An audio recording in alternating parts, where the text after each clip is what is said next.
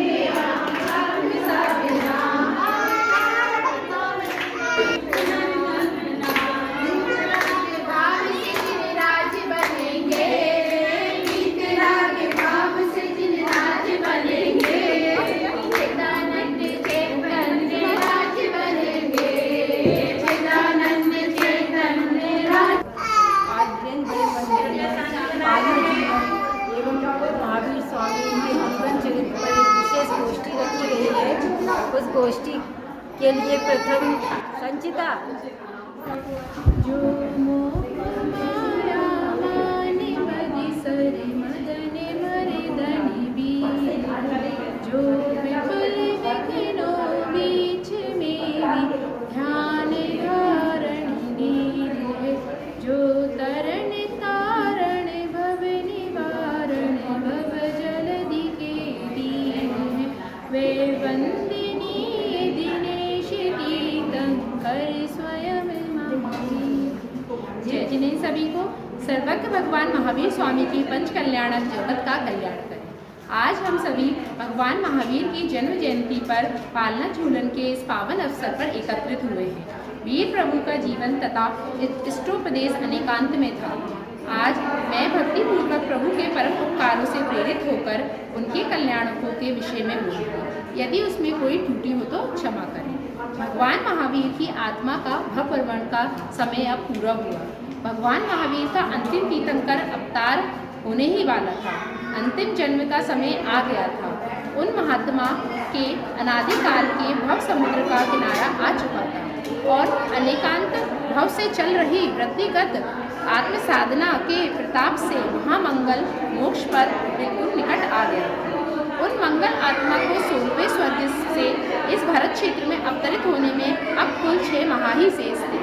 जब वैशाली कुंड ग्राम में रत्न वृष्टि होने लगी थी, उस समय भगवान पार्श्वनाथ का शासनकाल चल रहा था। उनके परम उपासक सिद्धार्थ महाराजा वैशाली गणराज्य के अधिपति थे। उनकी महारानी प्रियकारिणी त्रिशला देवी सचमुच ही भरत क्षेत्र की अद्वितीय रानी रत्न थी।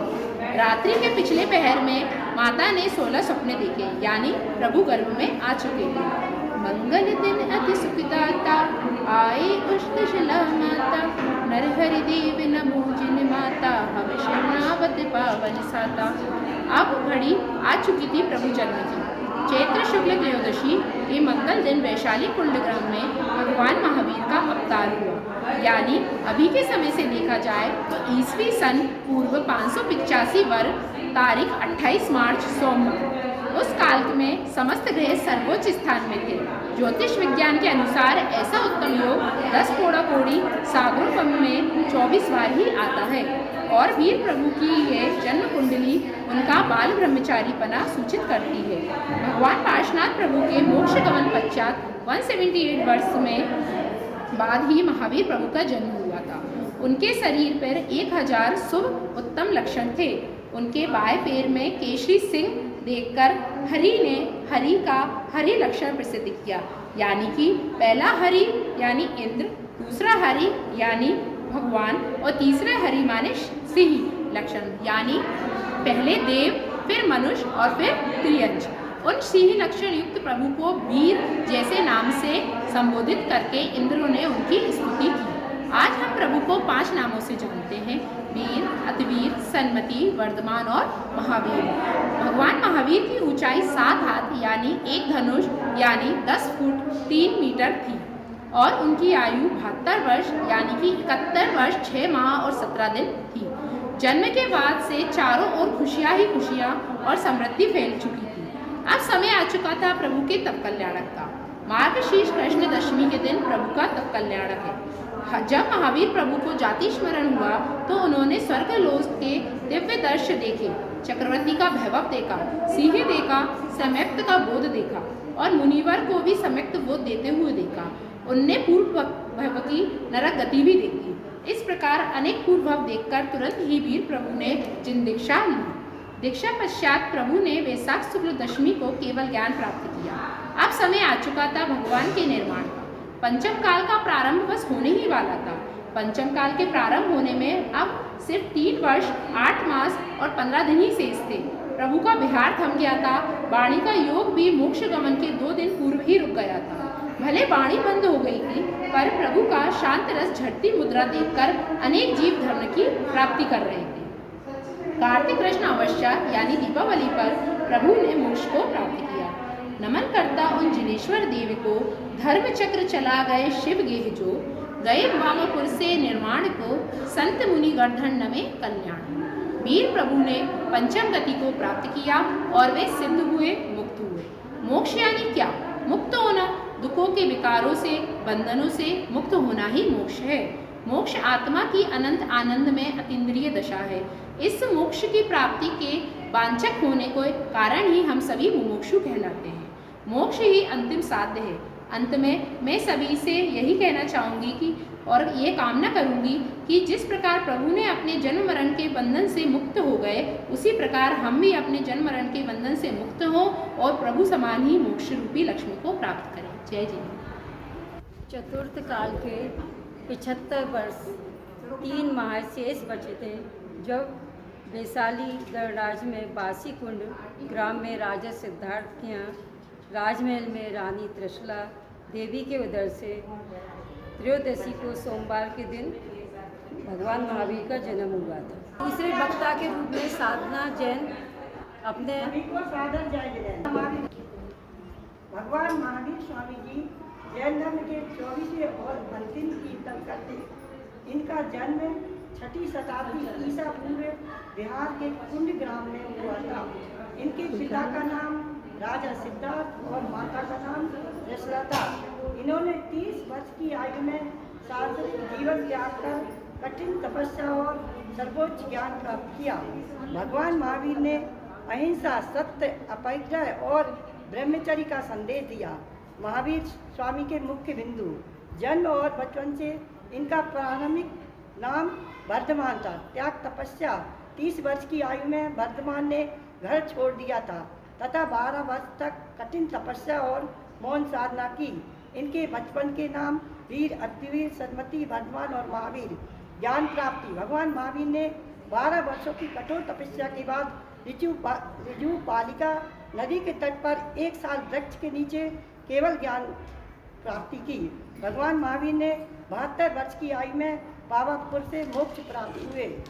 भगवान महावीर ने जीव और जीने का संदेश दिया। महावीर स्वामी का जीवन अहिंसा और आत्म साधना का सर्वोच्च उदाहरण माना जाता है। इनकी देह तपे हुए स्वर्ण के समान है। अब तीसरे वक्ता के रूप में सुदर्शना। तीर्थवीर प्रभु का जग में प्रवर्ते, निज तत्व बोध पाकर सब लोक हर्षे।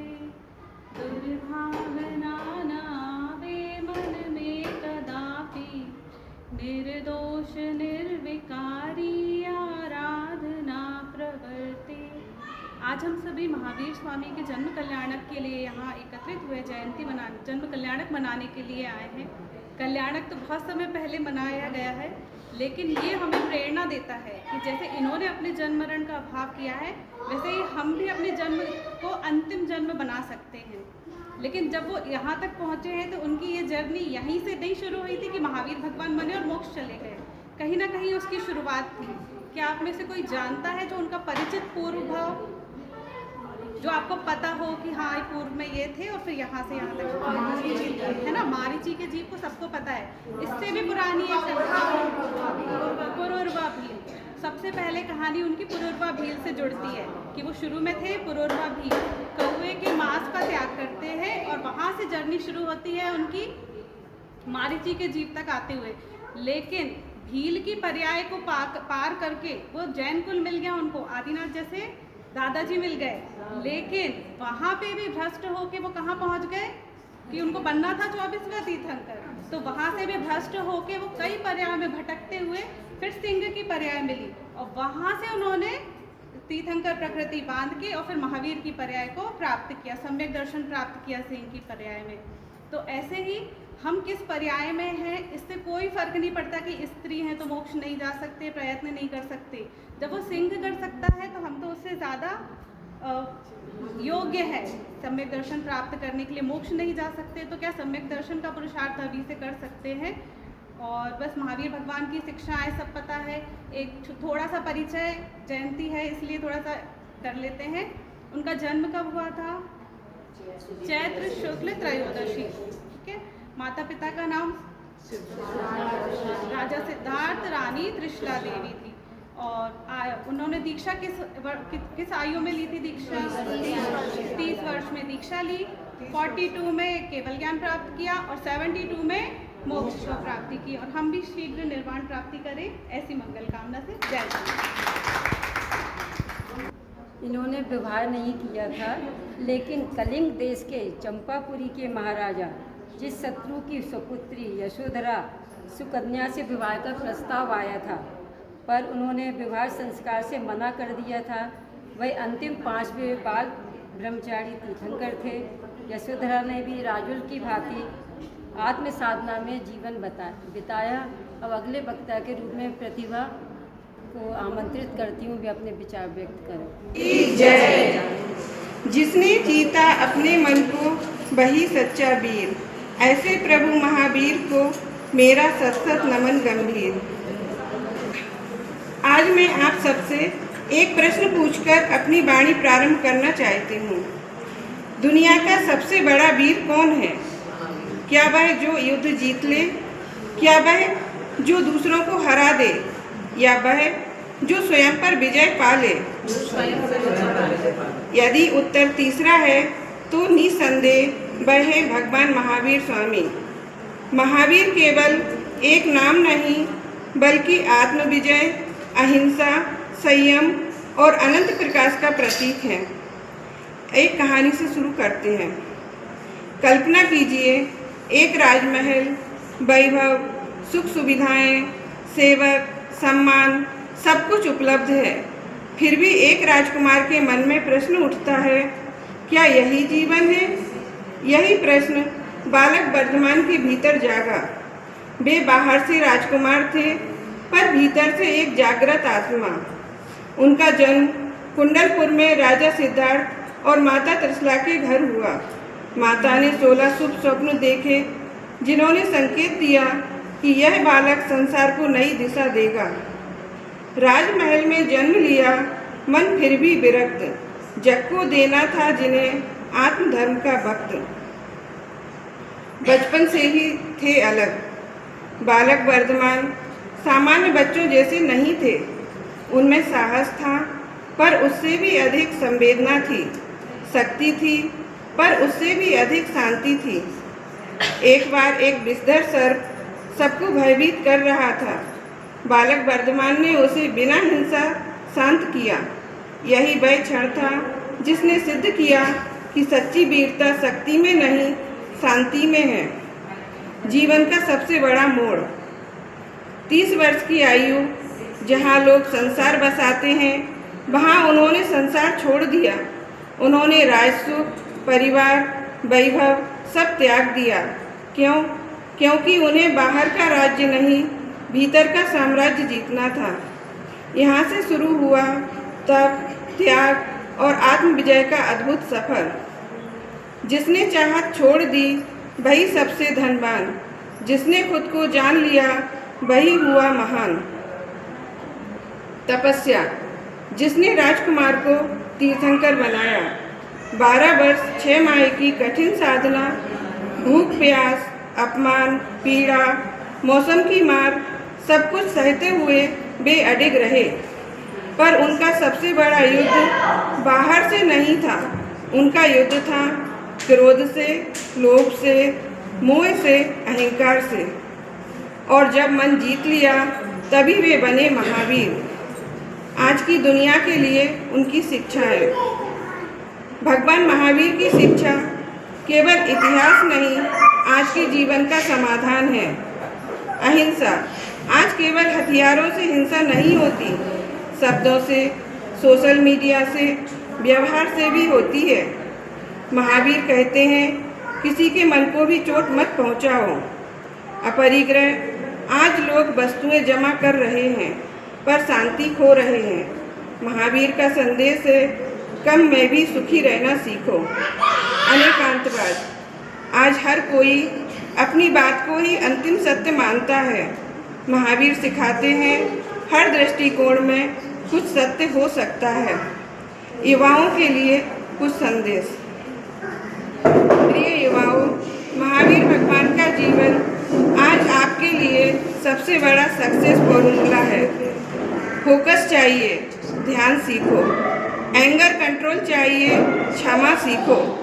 स्ट्रेस फ्री लाइफ चाहिए, अपरिग्रह अपनाओ। रिस्पेक्ट चाहिए, विनम्रता अपनाओ। आज का सेल्फ कंट्रोल ही कल की सक्सेस है। मोबाइल से पहले मन को चलाना सीखो, दुनिया से पहले खुद को बनाना सीखो।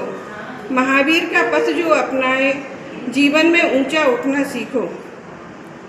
यदि आज भगवान महावीर हमारे बीच होते तो शायद यही कहते, दूसरों को बदलने से पहले स्वयं को बदलो, क्योंकि संसार की सबसे बड़ी क्रांति बाहर नहीं मन के भीतर होती है। आइए आज हम सब केवल ताली बजाकर ना जाएं, बल्कि एक संकल्प लेकर जाएं। क्रोध कम करेंगे, शब्दों में अहिंसा लाएंगे, जरूरत से ज़्यादा संग्रह नहीं करेंगे, हर जीव का सम्मान करेंगे, स्वयं पर विजय पाने का प्रयास करेंगे। जीत लिया जिसने अपने मन को, वही महावीर कहलाता है। सत्य, दया, संयम का दीप हर जीवन में जग जाता है। बोलो महावीर भगवान की जय। निवृत्त अवस्था में शुद्ध केवली के पादमूल में तीर्थंकर प्रकृति का बंद किया था। उस समय भरत क्षेत्र में बांसुपूज भगवान का शासन चल रहा था। अब अगले वक्ता के रूप में सोनम भगवान की जय। कभी वीर बन के महावीर बन के चले आना, प्रभु जी चले आना। तुम ऋषभ रूप में आना, तुम अजित रूप में आना। शंभुनाथ बन के, अभिनंदन बन के चले आना, प्रभु जी चले आना। कभी वीर बन के महावीर बन के चले आना, प्रभु जी चले आना। तुम्हें सुमति रूप में आना, तुम्हें पद्म रूप में आना। सुपरनाथ बन के, चंदा प्रभु बन के चले आना, प्रभु जी चले आना। शीतलनाथ रूप में आना, श्यामनाथ बन के, वासुपूज बन के चले आना, प्रभु जी चले आना। तुम्हें विमल रूप में आना, तुम्हें अनंत रूप में आना। धर्मनाथ बन के, शांतिनाथ बन के चले आना, प्रभु जी चले आना। तुम्हें कुंद रूप में आना, तुम्हें अरग रूप में आना। मणिनाथ बन के, मुनि सुब्रत बन के चले आना, प्रभु जी चले आना। नमिनाथ रूप में आना, नमिनाथ रूप में आना। पार्श्वनाथ बन के, महावीर बन के चले आना, प्रभु जी चले आना। कभी वीर बन के, वीर बन के चले आना, प्रभु जी चले आना। महावीर भगवान की जय। 71 वर्ष 6 माह और 17 दिन उनकी आयु थी। 30 वर्ष घर में रहे, 12 वर्ष तपस्या करी और 42 वर्ष में केवल ज्ञानी होकर जगत को अहिंसा, अनेकांत व परिग्रह का संदेश दिया। उनके 11 गणधर थे। अब अगले वक्ता के रूप में सारिका सिंघई। 24वें तीर्थंकर त्रिभुवन के नाथ भगवान महावीर स्वामी का जन्म उस पावन समय में हुआ जब संसार को सत्य, अहिंसा और आत्म कल्याण के मार्ग की अत्यंत आवश्यकता थी।